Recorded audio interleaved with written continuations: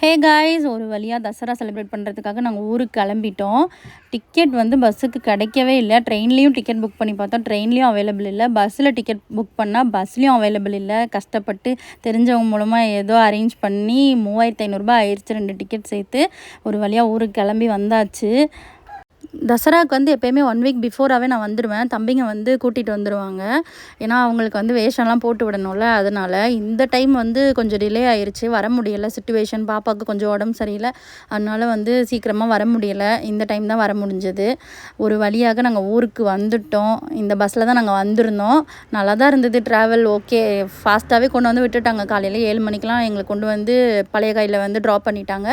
தம்பிங்களும் வந்து எங்களை கூப்பிட்றதுக்காக பழைய காயிலுக்கு வந்துட்டாங்க. 2 பேரும் பைக்லேயே வந்துட்டாங்க. ஸோ நாங்களும் வீடு வந்து நல்லபடியாக சேர்ந்தாச்சு.